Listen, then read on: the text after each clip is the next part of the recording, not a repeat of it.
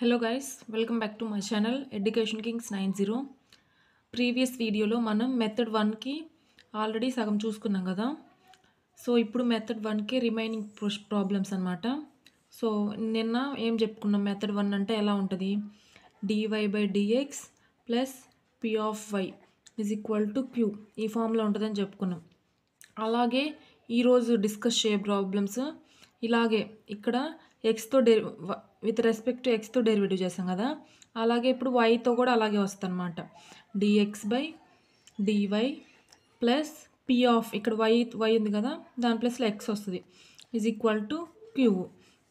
ఇక్కడ నేను చెప్పుకున్నాం p, q అనేది ఫంక్షన్స్ ఆఫ్ ఎక్స్ అని చెప్పుకున్నాం. సో ఇక్కడ వైతో డెరివేటివ్ చేస్తున్నాం కాబట్టి p, q అనేది ఫంక్షన్స్ ఆఫ్ y అన్నమాట. సో ఇప్పుడు ఈ ప్రాబ్లం ఇక్కడ ఈ మెథడ్ వల్ల, సో ఇప్పుడు ఫస్ట్ గివెన్ ఈక్వేషన్ ఏమి ఇచ్చారు, X plus 2y³ into dy/dx plus is equal to y అనమాట. సో ఇది కదా ఈక్వేషను.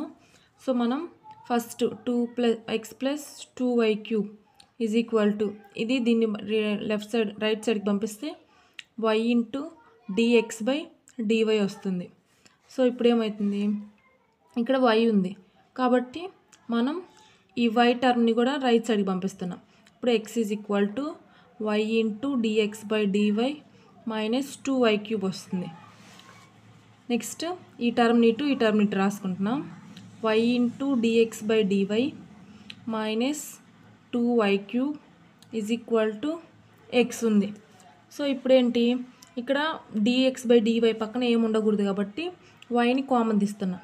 అప్పుడు dx/dy minus 2y² is equal to x వచ్చింది అనమాట. నెక్స్ట్ ఏమవుద్ది, ఇప్పుడు yని రైట్ సైడ్కి పంపిస్తే dx/dy minus 2y² is equal to x/y అయింది. సో ఇప్పుడు మనకి ఇక్కడ ఏముండాలి, p ఆఫ్ x ఫామ్లా ఉండాలి. సో ఈ టర్మ్ని ఇటు పంపించి ఈ టర్మ్ని ఇటు పంపిస్తున్నా. So dx/dy minus x/y is equal to 2y². So ఇది వచ్చింది కదా. నెక్స్ట్ ఏంటి, dx/dy minus 1/y into x is equal to 2y². ఇప్పుడు ఇది ఎలా ఉంది, ఉందంటే ఇక్కడ చూసుకుంటే dx/dy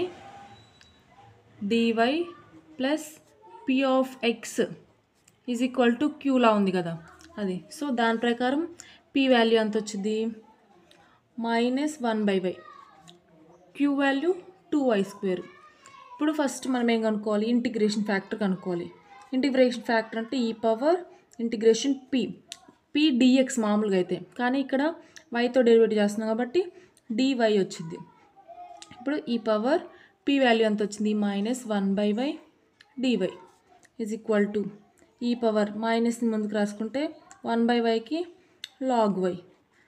సో ఇక్కడ ఈ మైనస్ని పైకి పంపిస్తే e power log of y power minus 1 వచ్చింది. ఇప్పుడు ఈ పవర్ లాగ్ ఈ ఫామ్లో ఏంటి 1 అయిపోయింది. సో y అయిపోయి y ఇన్వర్స్ వస్తుంది. y ఇన్వర్స్ అంటే 1/y. ఇప్పుడు మనం ఏం కనుక్కోవాలి, solution of the given equation కనుక్కోవాలి. Solution of the given equation ఏం చెప్పాను ఇందాక, y into integration factor.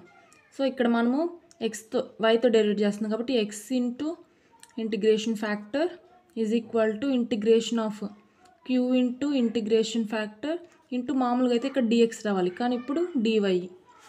So ఇప్పుడు x ఇంటూ ఇంటిగ్రేషన్ ఫ్యాక్టర్ ఎంత వచ్చింది, 1/y is equal to q value ఎంత వచ్చింది, 2y² వచ్చింది. 2y² ఇంటిగ్రేషన్ ఫ్యాక్టర్ 1/y వచ్చింది. సో dy y క్యాన్సిల్ అయిపోయింది. అప్పుడు ఏం మిగులుతుంది, ఇంటిగ్రేషన్ 2y dy మిగులుతుంది. సో ఇది మిగిలింది కదా. నెక్స్ట్ ఇక్కడ రాస్తున్నాను చూడండి. So x/y left side x/y is equal to integration 2y dy. ఇప్పుడు 2 ఇంటూ వైకి ఇంటిగ్రేషన్ అనేది y²/2 ప్లస్ c, 2 క్యాన్సిల్ అయిపోయి x/y is equal to y square plus c వచ్చింది. సో ఇప్పుడు ఇంకా వచ్చేసింది answer. So required solution is అని పెట్టి x/y is equal to y square plus c. So ఇదన్నమాట. ఈ మెథడ్ అర్థమైంది కదా. ఇలాగే ఇంకో క్వశ్చన్ ఎక్స్ప్లెయిన్ చేస్తా చూడండి. నెక్స్ట్ క్వశ్చన్ ఇదన్నమాట. ఇప్పుడు solve 1 + y² into dx is equal to tan inverse of y minus x into dy. So ఇక్కడ మనం ఈజీగా చూసుకుంటే ఏ టర్మ్స్ ఎక్కువగా ఉంటాయో దానికి ఆపోజిట్లో డెరివేటివ్లో వస్తుంది అనమాట. సో ఇక్కడ y టర్మ్స్ 2 ఉన్నాయి కాబట్టి dx/dy అలా వస్తుంది అనమాట. సో ఇప్పుడు మనం చూసుకుందాం ముందు. సో ఇప్పుడు ఈ dyని ఇటు పంపించి ఇక్కడ 1 + y² రైట్ సైడ్కి పంపిస్తున్నా. అప్పుడు ఏమొచ్చింది, dx/dy is equal to tan inverse of y minus x/1 + y² వచ్చింది. సో ఇప్పుడు దీన్ని 1 + y² సెపరేట్ టర్మ్స్గా రాస్తున్నా. ఇప్పుడు dx/dy is equal to tan inverse y/1 + y² minus x/1 + y² వచ్చింది. సో ఇప్పుడు మనం ఈ టర్మ్ని లెఫ్ట్ సైడ్కి పంపిస్తున్నాం. ఈ టర్మ్ని లెఫ్ట్ సైడ్కి పంపిస్తే ఏమైంది, dx/dy మైనస్ కాస్త ప్లస్ అయిపోయింది. x/1 + y² is equal to tan inverse of y/1 + y² వచ్చింది. సో ఇప్పుడు మనకి dx/dy plus 1/1 + y² into x plus is equal to tan inverse y/1 + y². So వచ్చేసింది కదా. ఇది ఎలా ఉంది, dx/dy plus p of x is equal to q ఈ ఫామ్లో ఉంది. సో ఇక్కడ మనకి p వాల్యూ ఏమైనట్టు 1/1 + y² అయినట్టు. అదే q వాల్యూ ఏమైనట్టు tan ఇన్వర్స్ y/1 + y² అయినట్టు. సో ఇప్పుడు మనము ఫస్ట్ ఏం కనుక్కోవాలి, ఇంటిగ్రేషన్ ఫ్యాక్టర్ కనుక్కోవాలి. ఇంటిగ్రేషన్ ఫ్యాక్టర్ అంటే ఇంటిగ్రేషన్ p dy. ఇప్పుడు ఇంటిగ్రేషన్ p ఎంత వచ్చింది, 1/1 + y² dy is equal to integration of 1 + x² లా ఉంది కదా. ఫార్ములా ఏంటి, tan inverse y. So integration factor వచ్చేసింది. Next solution of the given equation. ఏమైంది, x into integration factor is equal to integration cube into integration factor dy వచ్చింది. So ఇప్పుడు x into integration factor ఎంత వచ్చింది, tan inverse y వచ్చింది is equal to integration ఇక్కడ q value ఎంత, tan inverse y/1 + y² into integration factor ఎంత వచ్చింది, tan inverse y dy. దీన్ని డైరెక్ట్గా మనం మల్టిప్లై చేయలేము, ఇంటిగ్రేషన్ చేయలేము కాబట్టి సో నేను ఇక్కడ tan ఇన్వర్స్ yని t అనుకుంటున్నా. అప్పుడు దీన్ని డెరివేటివ్ చేస్తున్నా. tan ఇన్వర్స్ yకి డెరివేటివ్ ఏంటిది, 1/1 + y², మళ్ళీ yకి dy, ఇక్కడ tకి dt. సో ఇప్పుడు ఇది వచ్చింది. నేను ఇక్కడ లెఫ్ట్ సైడ్ అంతే ఉంచుతున్నాను.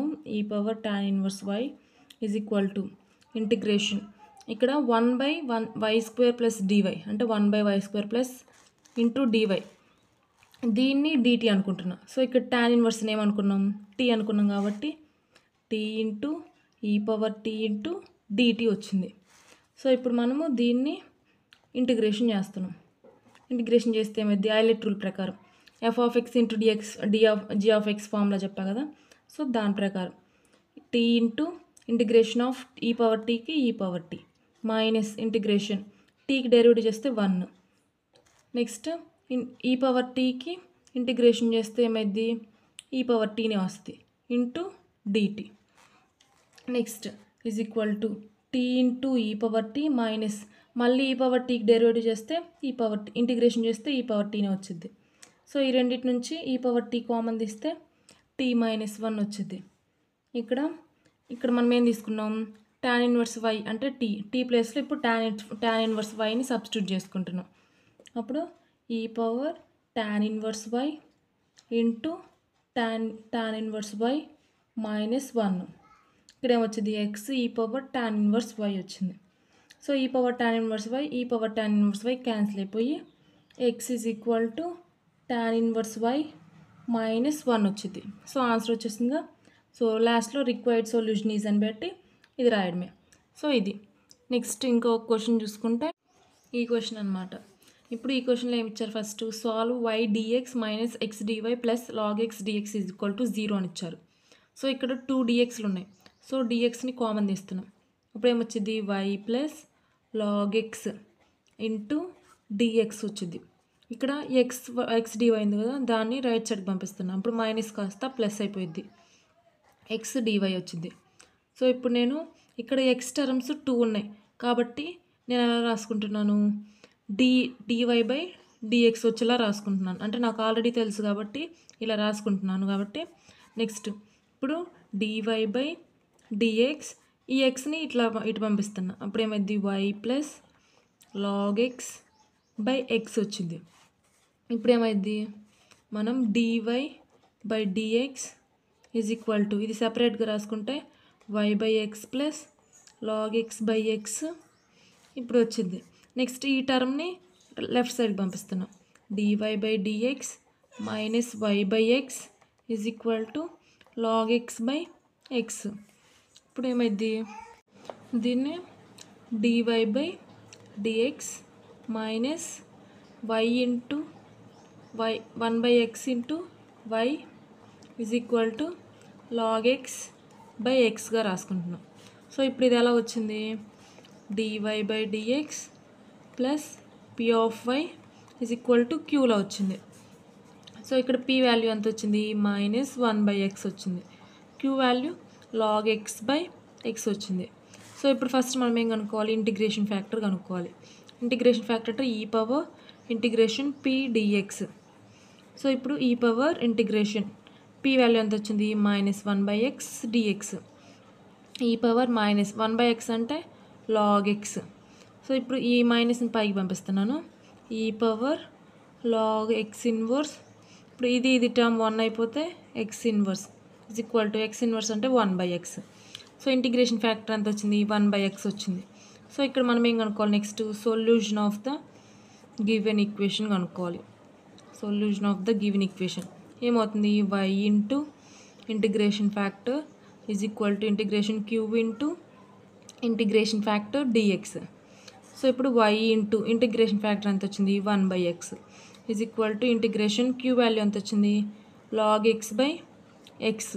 ఇంటిగ్రేషన్ ఫ్యాక్టర్ ఎంత వచ్చింది? 1 బై ఎక్స్ డిఎక్స్. సో ఇప్పుడు దీన్ని డైరెక్ట్గా ఇంటిగ్రేషన్ చేయలేము కాబట్టి నేను ఎలా రాసుకుంటున్నాను? లాగ్ ఎక్స్ని టీ అనుకుంటున్నాను ఫస్ట్.